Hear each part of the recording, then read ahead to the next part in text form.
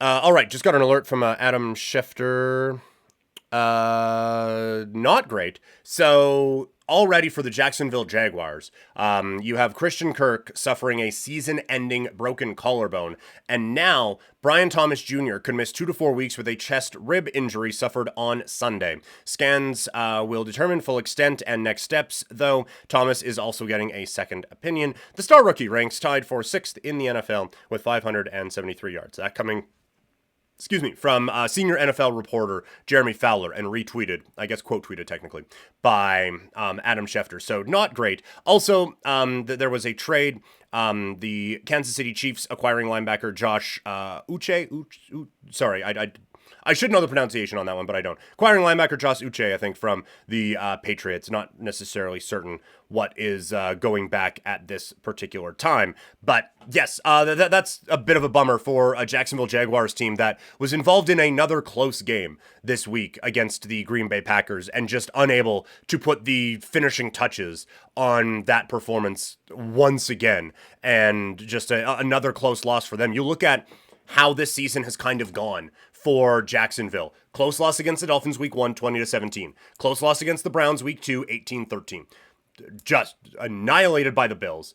Close loss to the Texans 24-20. Beat the Colts in a close win.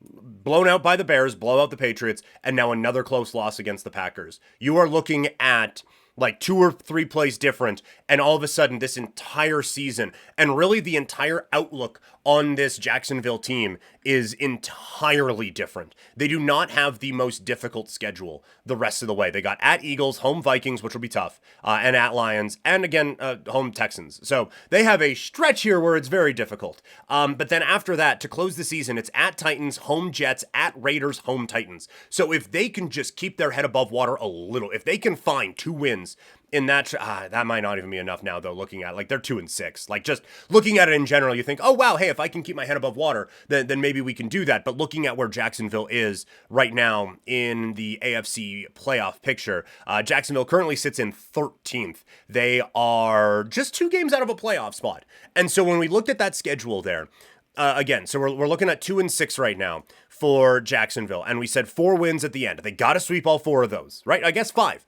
At Titans, home Jets, at Raiders, home Titans, and then at Colts. So that one's, again, we consider the Colts a neutral matchup at this point because we just don't know about that team at all. But you have to win all 5 of those, basically, if you're Jacksonville. That gets you to 7. If you can go 500 in this difficult stretch here, at Eagles, home Vikings, at Lions, home Texans, then you're 2-2, and what do we just put together? That gets you to 9, which again, in the AFC might be enough, might not be enough. Right now, the last playoff team in the AFC is at 4-3, and they are the LA Chargers. So 9 in the AFC might get you there.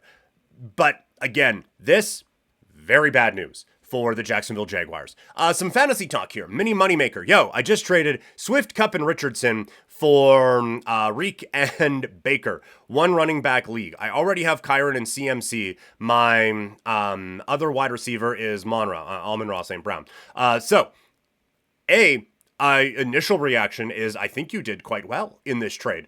Just looking at it, Swift, Cup, and Richardson. So Richardson, that one is honestly going from Baker to Richardson. I think right now is an upgrade. We don't know what Josh Richardson. Well, we don't know what he would be like as a quarterback either, but we don't know what Anthony Richardson is as a quarterback. Cup. I think that if you can basically upgrade Cup to Tyreek Hill and just have to lose Swift in that while you're also upgrading your quarterback spot, that feels like a really, really good win. Also, the 1 running back thing does, I think, kind of add to that a little bit more. That, yeah, with Kyron and CMC, you do not need a DeAndre Swift as your running back. So, yeah, I think that's a fantastic trade for you. And then bulking up your running back or your wide receiver room with Tyreek Hill and Amon-Ra St. Brown, I think that is a fantastic, fantastic trade. The Dolphins game was one that I didn't get to get a whole lot of eyes on for this game. I know that they lost, and I know that kind of sucks